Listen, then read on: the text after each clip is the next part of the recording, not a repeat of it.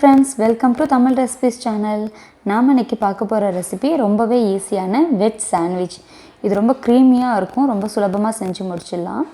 இதுக்கு தேவையான பொருட்கள் வெங்காயம், முட்டைகோஸ், குடைமிளகாய், வெள்ளரிக்காய், கேரட் எடுத்துர்க்கேன். இது நீல வாக்குல நான் வந்து கட் பண்ணி வச்சிருக்கேன்.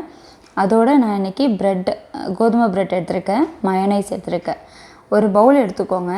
அதில் 1 ஸ்பூன் அளவுக்கு மயோனைஸ், ஒரு 1/2 ஸ்பூன் அளவுக்கு டொமேட்டோ சாஸ் எடுத்துக்கோங்க. இதில் நம்ம கட் பண்ணி வச்சுருக்க எல்லா வெஜிடபிள்ஸையும் சேர்த்துக்கலாம். நீங்கள் வந்து சாஸுக்கு பதிலாக தக்காளி சேர்த்துக்கலாம். அப்படி தக்காளி சேர்க்கும்போது நீங்கள் கடைசியாக சேர்த்துக்கணும். வெஜிடபிள்ஸ் எல்லாத்தையும் சேர்த்ததுக்கப்புறம் நமக்கு தேவையான அளவுக்கு உப்பு, அதாவது ஒரு 1/4 டீஸ்பூன் அளவுக்கு உப்பு சேர்த்துக்கோங்க.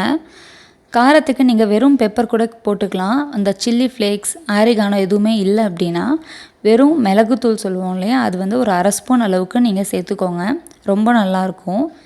இது எல்லாத்தையுமே நல்லா கலந்துக்கோங்க.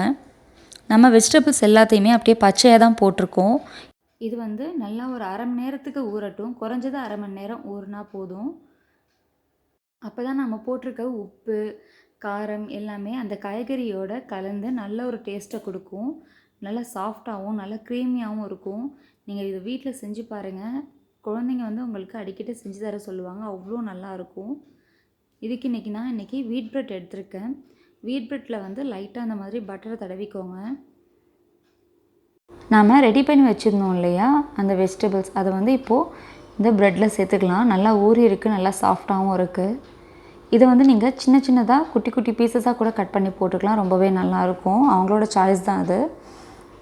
இந்த மயோனைஸ் வந்து வீட்டில் இல்லை அப்படின்னா உங்களுக்கு ஒன்றும் பிரச்சனையே இல்லைங்க. நீங்கள் வந்து கட்டி தயிர் இருக்கும் இல்லையா, புளிக்காத தயிரை வந்து இதில் சேர்த்துக்கோங்க. நல்ல திக்காக இருக்கணும், அப்போ தான் வந்து இது நல்லாயிருக்கும். திக்கான தயிரை வந்து வெஜிடபிள்ஸோடு சேர்த்து கூட நீங்கள் இந்த மாதிரி யூஸ் பண்ணிக்கலாம். ரொம்ப நல்லாயிருக்கும். அவ்வளோதாங்க, நம்மளோட சூப்பரான க்ரீமியான வெஜ் சாண்ட்விச் ரெடி ஆகிட்டு.